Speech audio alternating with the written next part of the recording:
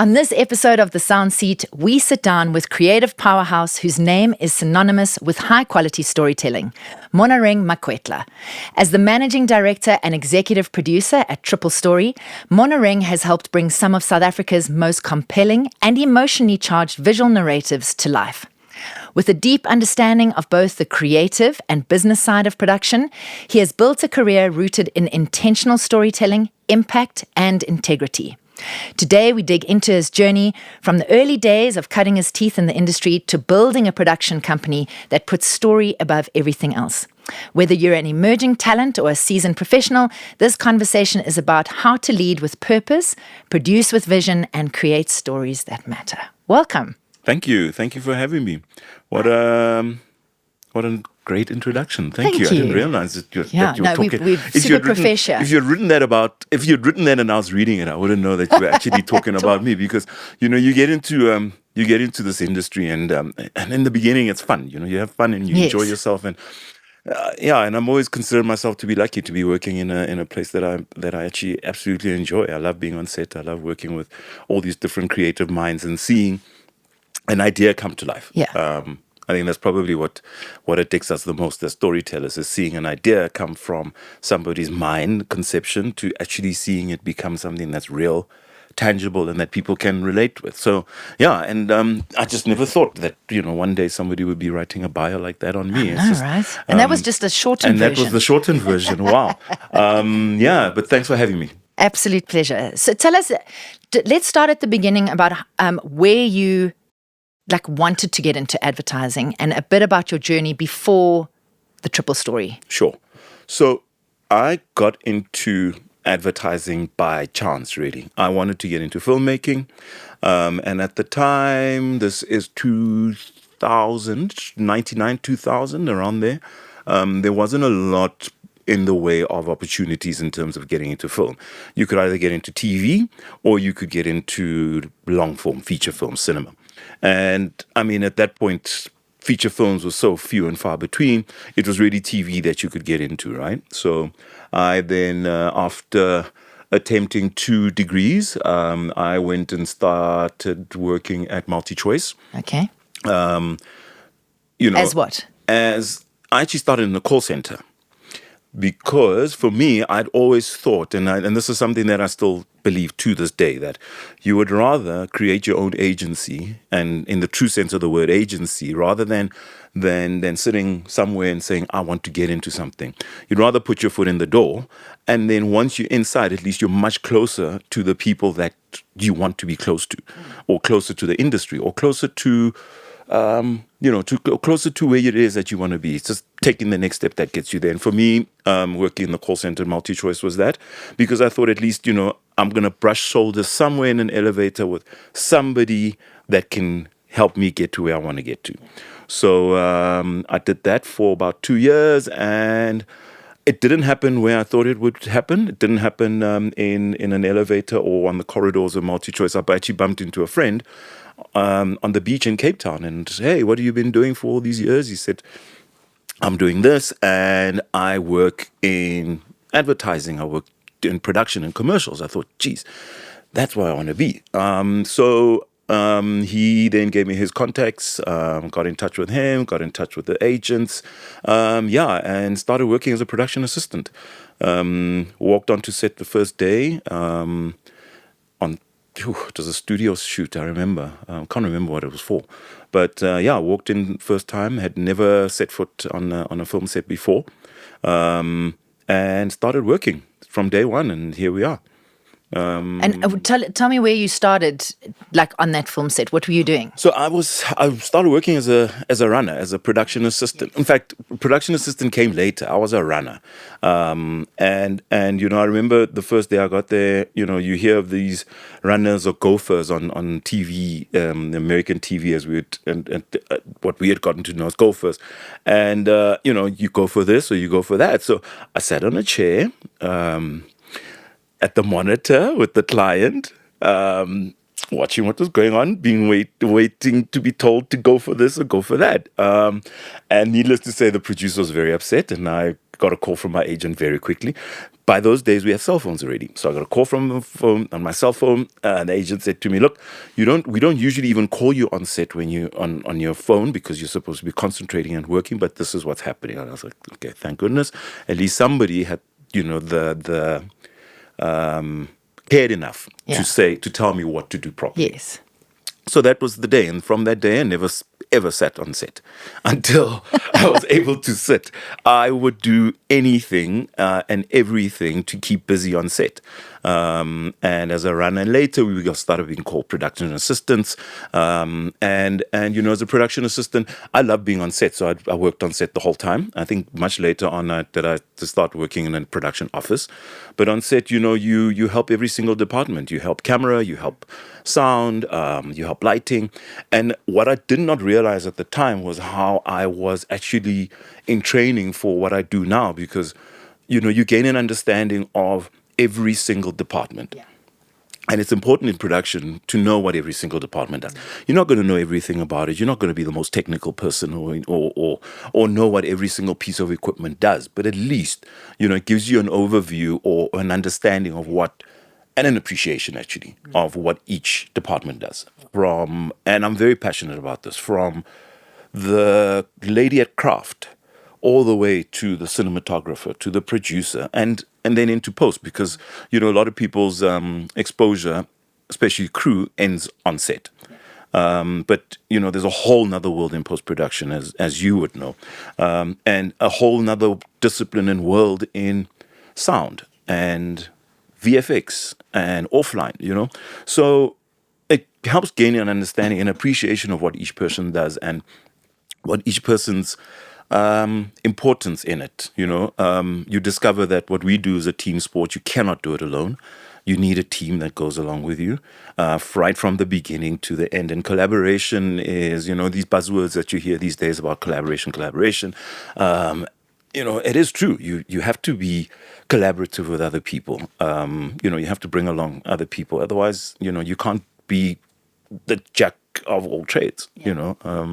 No, it's just simply impossible. I absolutely love that, because I think often what happens is that when you leave school, you have an exact idea of what you want to be, and you land up in that position. Yeah. But you never go from that bottom bit where you are learning about everything. I mean, I remember when I was studying, and I remember one job that I had, all I did was roll cables and solder cables. Like, that was it. I mean, and it gave me such an appreciation.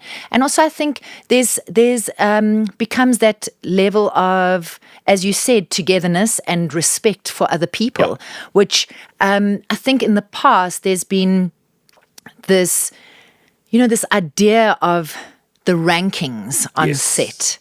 And I think that obviously I'm sure that there is still that.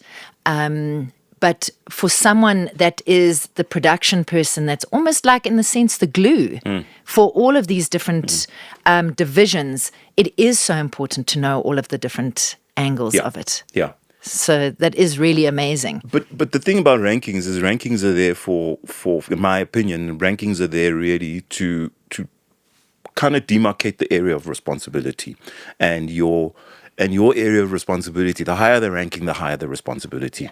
And I've gotten to understand that much later on in life, that it doesn't. You don't stop learning. You don't stop working hard. Your ranking might change, but essentially the person that you are and your discipline that you've learned along the way takes you, actually allows you to be within that ranking. It helps you to earn, what your ranking actually is, and you can't bypass that. Yeah. I don't think you can bypass it. I think there's, and I'm learning so much that there's actually very few shortcuts in what we do, and generally in life, I think. And I think it's also amazing because, I mean, after that, being on set and being in production, like on set and being a gopher and a runner, I mean, you eventually moved into agency space. What was the decision there to move? Yeah, so I then, from production assistant, I wanted to direct, because we all want to direct when you get into filmmaking, because that's what you're exposed to, right? So my pathway into directing was going to be, because I didn't study film. There was few film schools at the time, and I knew that technically I wasn't technically sound in filmmaking. I remember going to the library at the time. There wasn't even, the internet wasn't something that you went to. And I'm making myself sound like I'm so old. Anyway, but I would go to the library and find a book and find what depth of field is, or what focus is, and all of these things. So just so that I could, empower myself and gain this knowledge. So anyway, my pathway to directing was going to be ADing. Okay. Because, geez, I walked onto set and I remember there was this AD, Tony Tex, and he was so cool. And all the ADs that I came into contact with were so cool. And I thought, okay, assistant director, I could go in that pathway. So I went in that way, second AD. I second AD'd for a number of years, worked with some of the best ADs in the country, in fact, I went to different countries, even second ADing and working under them. Worked on series, worked on feature films, in my quest to kind of just gain all of this knowledge and to suck up as much knowledge as possible. And in there I discovered, that the it's a nice position to be in when people don't expect you to know much, because you don't get asked a lot, so you get to just listen and take in as much as possible. So and just do as you're told, really. So I did a lot of that, and then I worked with a production company, Freshwater Films. Sandra Brookman at the time was the production manager. She then said to me, listen, we're looking for somebody in our production office. Would you want to come in? And by then I discovered that ADing is actually kind of the conduit between the crew and production. And the production office, and that you actually do work in the production as an AD, because by that time I'd already worked on many music commercials, many music videos, commercials, feature films as a first AD. So I knew what it was about. So I took up the job as a production coordinator, kind of working, took two steps back. But by then I'd figured that, actually this is probably what I have more of an aptitude for. Yeah. Then I went into production as a coordinator, production manager later, onto producer, and then a friend of mine, and in fact the friend that I bumped into on the beach, Gift Potwala, he and I started a production company 2007 I think it was. But by then, I'd already had the confidence of the knowledge that I thought I knew at the time, in terms of just the different, and I mean, we were talking shooting on film at the time. So talking about different types of film, what the different types of film will help you achieve, the cameras that you use for the different types of film, the lighting, and I mean, as I say, you're not going to be the most technical of people, but at least you have an understanding of how everything works, especially being an AD on set as well. You kind of work with every single department, and every single department helps you do your job. So you have to make sure that they're okay. So, so we started a company 2007. In 2010, we merged that company with Velocity to form Velocity Africa. And then, in fact, Velocity Africa was the name that they had at the time. But our goal was, because we saw an opportunity to do work on the African continent and the rest of Africa, and that's how we wanted to build our reel. And we'd been trying as Kalash, our first production company, but without the contacts or the means really to get into it. We tried to some degree of success. So then we joined Velocity with Peter Carr, Barry, Keith Rose. Started Velocity Africa, and then that's how we started building our reel there, really, and cutting our teeth in working in the rest of the continent, which is it's a whole skill on its own. It's just getting used to the different cultures and the ways of working and the nuances as well. It does take a certain understanding and a respect for the territories. not only respect for the clients, but respect for the audiences as well. And I think, when you go in with authenticity and telling people that, look, I don't know your market, but I want to know your market.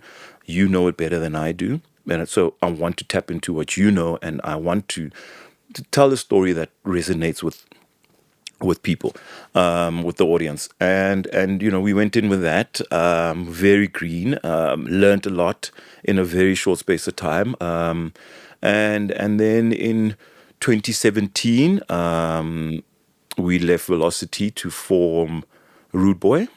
And in 2019, I exited Rude Boy, and because for me, it was also just about discovering what the other kind of sides of our industry is. I got an opportunity to work in production at FCB. And that's how then I got to look behind the curtain of agency, and discovered a whole lot of insights. I mean, by then I'd been, I don't know, 12, 15 years, 17 years in the industry, and I had already was like, and gaining insights that I had never even thought about, because I'd just never been exposed to it, right? So I worked there for a while. I was there on a contract, which ended up being extended, and that brought me then to 2020. Got the opportunity to then work at the Odd Number. Worked with them for a few months, and then we formed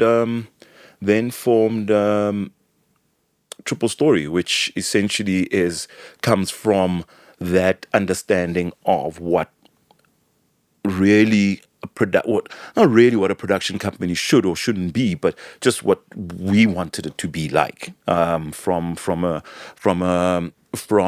how we do the work, who we do it with as well. So and just trying to finding a different model of doing things the way that we do. So we didn't go with the exclusivity model of having directors exclusively to us. What we intended and still intend to do is to pair the right directors with the right work. Okay. And we find that using freelancers does allow us to do that. It also allows us then what is called freelancers, or independent directors, or is that it allows us to just tap into their different ways of working as well. Because with them working with other companies, it allows us to kind of tap into their way of thinking as well, and their thinking and their methodologies.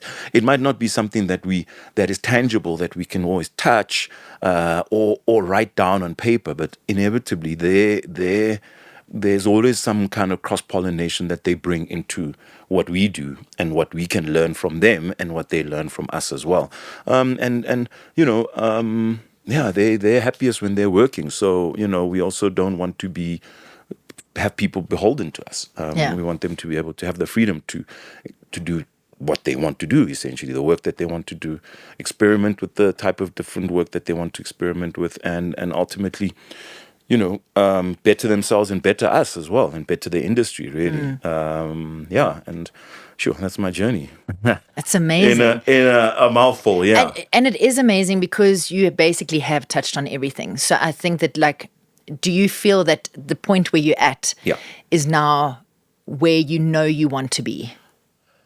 I wouldn't say that's where I know I want to be. I think it's where I'm meant to be. Okay. Where I want to be is on a beach. Absolutely. Me but too. No, but I'd work from a beach, but no, that's not possible. I think, I've been reading a lot on I'm studying at the moment, and I've been reading a lot on change, and inevitably you read all these things on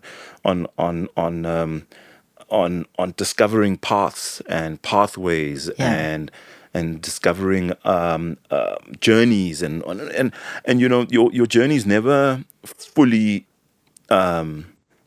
laid out in front of you. You kind of have to take one step at a time, and discover what's around the next corner, or what's up around the next hill, what's over the next hill. So I wouldn't know if it's where I want to be, but is it where I should be right now? Yeah. I think I'm enjoying what I do. I still Yeah. wake up every morning and want to go to the office and work and meet new people, gain new insights. And Yeah. yeah. Tell us a little bit about the executive producer role. Yeah. Are you still very much involved in budgeting? How difficult is that in that scenario? Because, I mean, you have these directors that you've chosen. Yeah. You've got the brand has this budget, and they've got the story that they want to tell. You have a very specific way of, of telling these powerful stories. Yeah. Not you particularly, but like you, the brand that you are looking at. Yeah. How hard is it to do these budgets? Yeah. Because you have a list of how many things. And I also want you to touch on audio, because audio is often really the last thing that often anyone thinks about, which we obviously find very sad. But maybe just like give us an overview of how that all works. Sure. So in terms of budgeting, am I involved in the budgeting directly?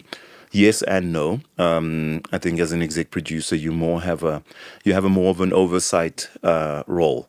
I like to think of it as working on the business and not necessarily in the business. So part of my time is spent, yes, overseeing what treatments come out. In fact, a lot of the time is spent on assessing the treatments that we produce versus the budgets that we also develop.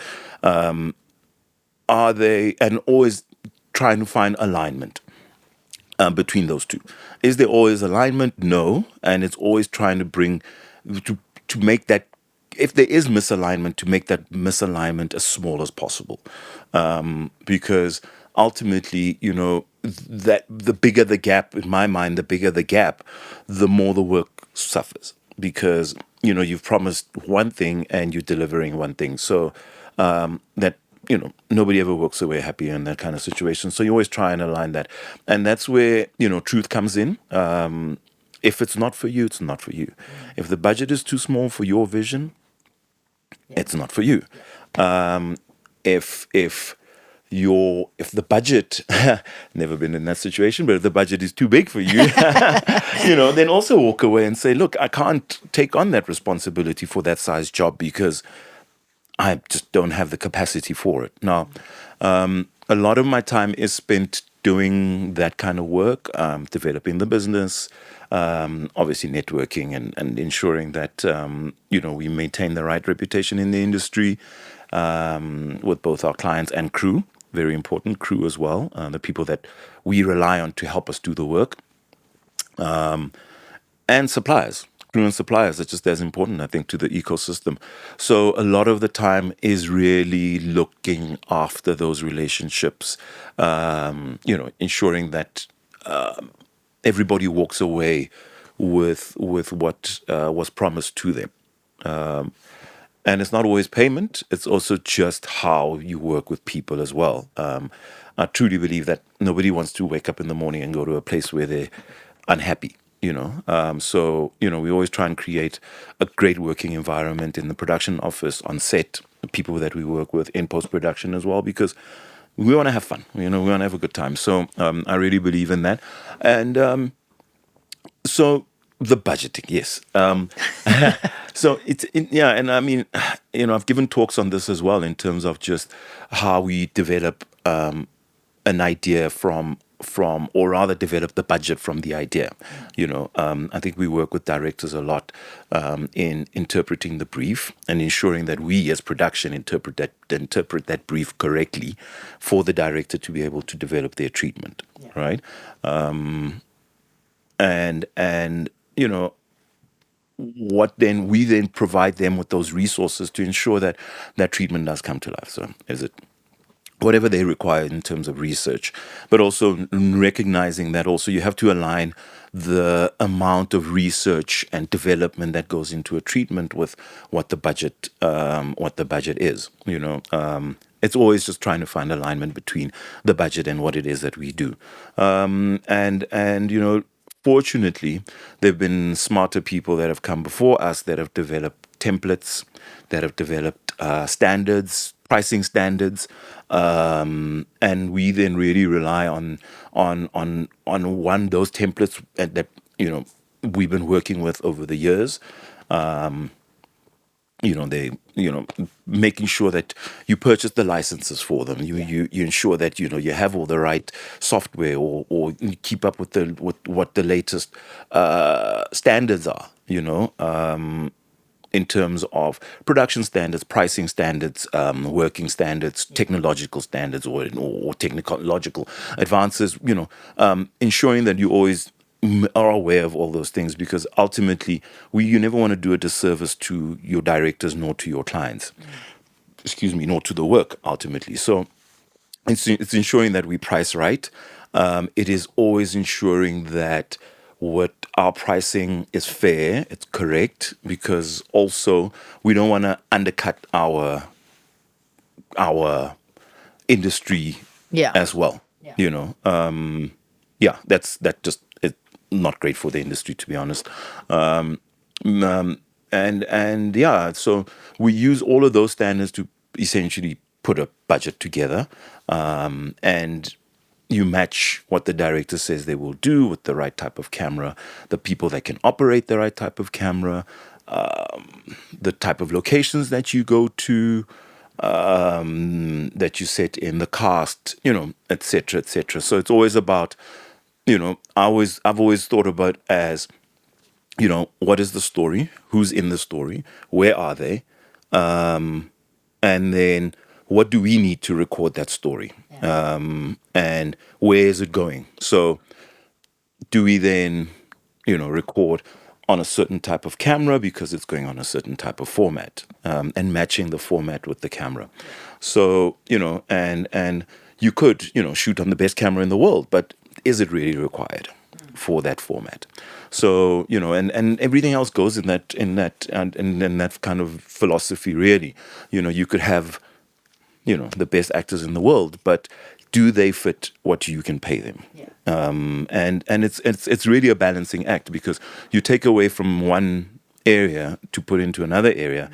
You've got to ensure that area doesn't suffer, and really, as I said earlier, that's where the experience and the time taken to get to a certain position gets you to, because without that experience, you literally cannot make those kind of decisions.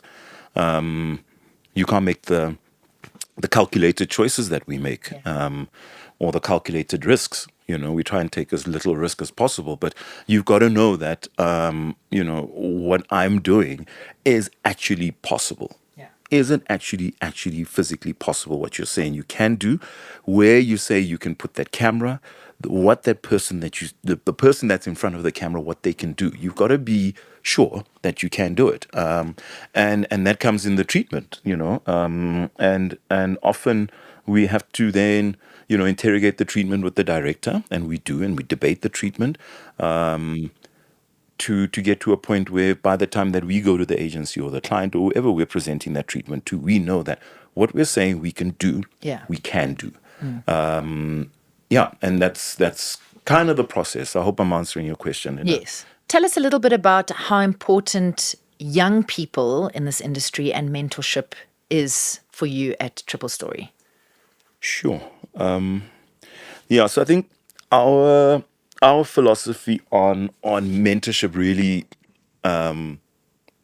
is my personal philosophy, and I think as the leader of Triple Story, or of any organization, a lot of what you believe comes out in the decisions that you make, and it's really about then, even in a big organization, you've got to then be able to convince your team that what your belief system and how you make sense of the world is something that is worth looking at. Might not be something that they adopt, but at least it's something worth looking at, and might influence what they adopt eventually. But also, my personal philosophy is always that mentorship is something that is very important. And it comes from my entering the industry at a time when I did not see a lot of people that looked like me doing what it is that I wanted to do, or thought I wanted to do. So anytime, and it also almost became an unspoken rule with the people that were around me, the guys that I was hanging out with, that anybody that asks us for help, we say yes. We will teach. We will impart the knowledge that we do have, the skills or the any type of help that we can give to another person. And I also get that from my family as well. I come from a family where that is always being very open to helping others. And I learned this later on about my dad, who, so many people then in his tributes said how a great mentor he was. And it might not be a formal mentorship relationship, but people watch and they look at what you do, and actions speak louder than words, right? So it's always about watching how we conduct ourselves with our clients, with our agencies, with our crew, with our fellow crew members. I make it a point of mine to greet everyone, from everyone on set, to thanking everybody at the end of the day, because ultimately I think through that action, people can see how much I value my team members, right? But our philosophy is we say yes first before we find out what the person actually needs.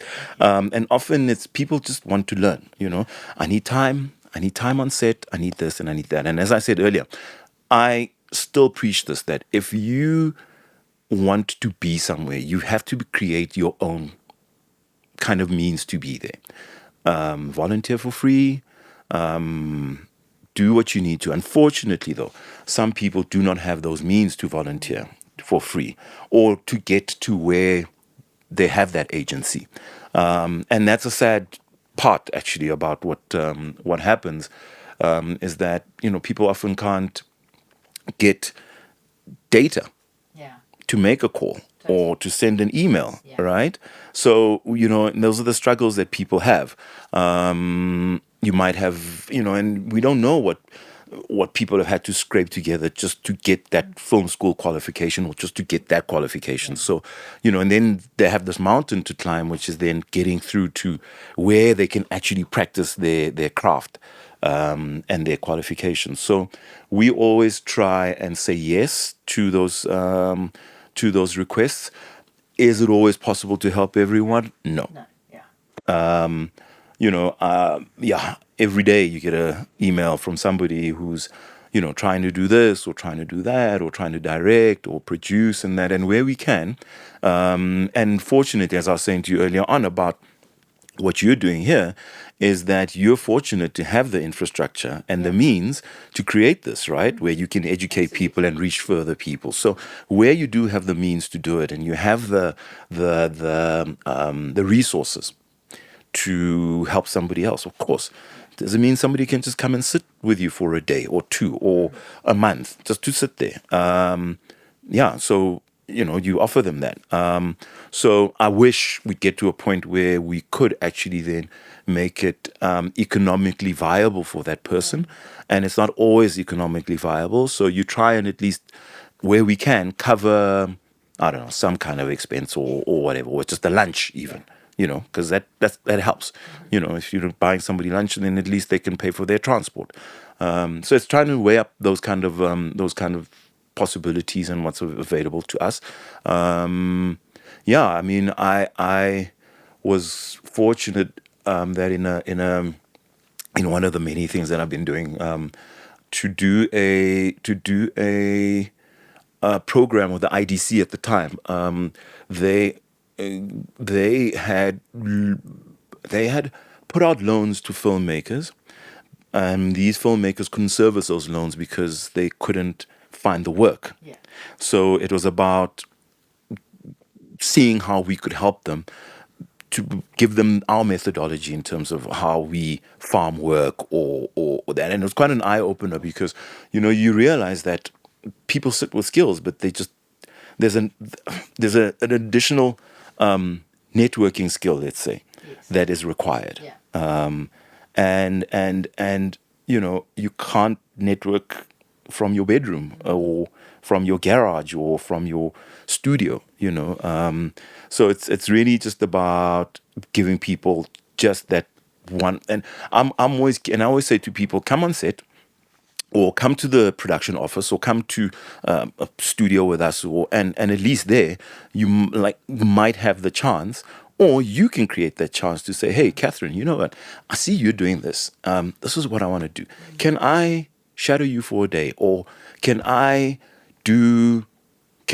take some of that load off you? Can I go and photocopy for you, or can I walk away? So and I learned that early in my career that by being industrious, or not industrious, what's the word? By being busy. Yeah. By being busy on set. And it came out of just this pure survival mode for me, because I told you about the phone call Yes. that I got from my agent. And from then I was just surviving from that. Yeah. And it was and I would always offer tea, coffee, because if you're at your station doing what you do, you don't have time to go and get a refreshment. So, hey, then all of a sudden, I'm useful to that person just by making them a cup of tea, and they then realize that I could give you another area of responsibility, So it's really just about making yourself available to the people and being there. And once you're there, the opportunity most of the time does present itself. Yeah. Though being cognizant that it is a challenge for a lot of people just to get there. It is an intimidating space, what we do at times. The people we work with can be intimidating, but it's also just about putting yourself into those uncomfortable spaces where you can learn. And you look up 7 years, 6 years, whatever, many years later, and you're like, hey, I'm in the space, I'm comfortable, and I'm doing it. But you have to get yourself there. Yeah.